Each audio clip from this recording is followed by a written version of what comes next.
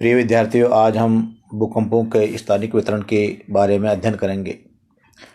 विश्व वितरण की दृष्टि से पता चलता है कि भूकंप क्षेत्र का संबंध भूपटल के कमजोर एवं अव्यवस्थित भागों से संबंधित होता है। विश्व के 50% भूकंप नवीन मोड़दार पर्वतों पर पाए जाते हैं, क्योंकि पर्वत निर्माण क्रिया के कारण भूपटल के भाग अस्थिर एवं कमजोर होते हैं। 40% भूकंप महाद्वीप महासागरों के मिलन बिंदु अर्थात महाद्वीपीय मग्न ढाल पर पाए जाते हैं, क्योंकि दरारों द्वारा जल आसानी से रिसकर भूगर्भ में पहुंच जाता है। यहाँ ज्वालामुखी पाए जाते हैं, वहाँ पर भूकंप प्राय उद्गारित होते रहते हैं। दरार या भूपटल भ्रंश की क्रिया जिन भागों में सक्रिय रहती है, वहाँ पर अधिकांश रूप से भूकंपों का मिलना स्वाभाविक है। प्लेट विवर्तनिक के बाद यह सिद्ध हो गया है कि विभिन्न प्लेटों के किनारों पर भूकंपीय क्रियाएं तीव्र गति से संपादित होती हैं। वास्तव में वर्तमान में भूकंप कुछ पेटियों तक विस्तृत नहीं है, अपितु विश्व के सभी भागों में भूकंप के झटके महसूस किए जाते हैं। इस प्रकार सन 1929 में गोवा, स्कोशिया व न्यूफाउंडलैंड के मध्य कैबर जलडमरू मध्य, संयुक्त राष्ट्र के मोंटाना का भूकंप, 1907 का कोशिना भूकंप तथा 1993 में लातूर व उस्मानाबाद का भूकंप, 1997 में जबलपुर में भूकंप अप्रत्यक्ष रूप से देखे जा सकते हैं।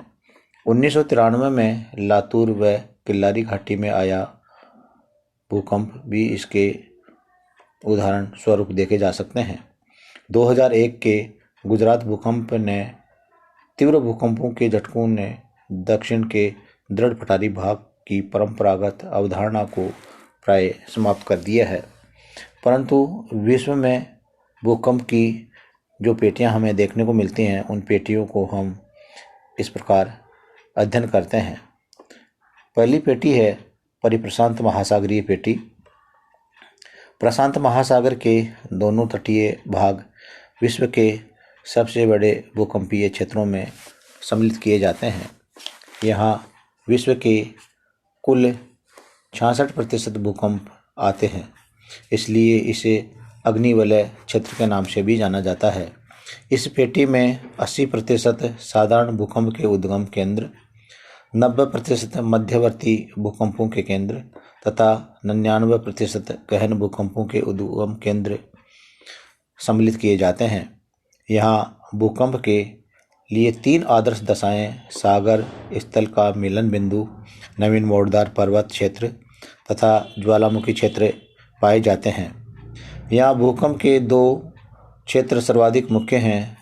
पहला है प्रशांत महासागर का पूर्वी तट तथा उत्तरी अमेरिका से दक्षिणी अमेरिका पर पश्चिमी तटीय किनारे पर उत्तर में अलास्का से लेकर दक्षिण में चिली तक का क्षेत्र। इसी पेटी में पनामा जलडमरू मध्य, उत्तरी मैक्सिको, दक्षिणी California, Oregon, Washington, British Columbia आदि अपवाद के रूप में भूकंप रहित क्षेत्र सम्मिलित किए गए हैं। दूसरी शाखा एशिया के कमचटका प्रायद्वीप से क्यूराइल द्वीप, जापान द्वीप, फिलीपाइन द्वीप होती हुई पूर्वी द्वीप समूह तक पहुंचती है। यहाँ से न्यूजीलैंड की ओर चली जाती है। इस पेटे में जापान सर्वाधिक भूकंपग्रस्त क्षेत्र सम्मिलित किया गया है, जहाँ प्रतिवर्ष 1000 भूकंप के झटके महसूस किए जाते हैं। मध्यवर्ती व गहन भूकंप की दृष्टि से भूकंपों की सर्वाधिक संख्या फ्यूजी, शेंगा व कार्बोनेट द्वीपों के त्रिकोण के रूप में पाई जाती है। द्वितीय है मध्य महाद्वीपीय पेटी। इसे भूमध्य सागरीय ट्रांस एशियाई पेटी के नाम से भी जाना जाता है। यह पेटी अजोर्स द्वीप से प्रारंभ होकर यूरोप में आल्प्स पर्वतीय चाप को पार करते हुए Asia minor, Caucasus, Persia, Balochistan, Afghanistan, Himalaya, Brahma, Indonesia की द्वीप तक फैली हुई है। इस पेटी पर 21% भूकंप आते हैं, जिसमें अधिकांशतः साधारण व मध्यवर्ती भूकंप अधिक रूप से देखे जाते हैं तथा गहन भूकंपों की संख्या प्राय नगण्य सी मानी जाती है। हिमालय के पास से इसकी प्रमुख शाखा की एक उपशाखा अलग होकर तिब्बत से होकर चीन तक चली जाती है। इसमें कुनलुन, त्यानसान व शिगलिन शान पर्वतीय भागों के भूकंप क्षेत्र सम्मिलित किए जाते हैं।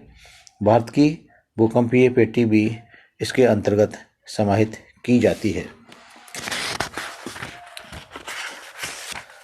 भूकंपों के अधिकतम प्रभाव की पेटी,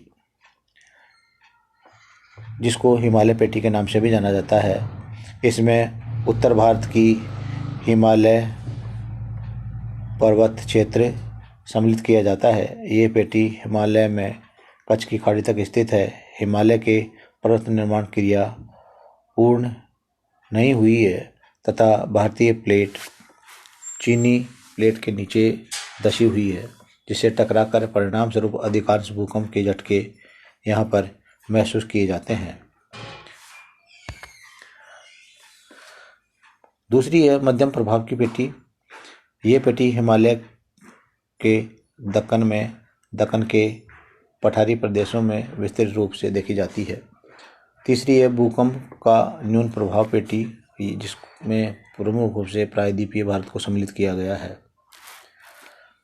भारत की भूकंपनीयता कटिबंध मानचित्र, जिसे हम सिस्मोग्राफिक जोनिंग मैप के नाम से भी जानते हैं, इसमें हम मुख्य रूप से भारत के अंतर्गत आने वाले भूकंपों का अध्ययन करते हैं।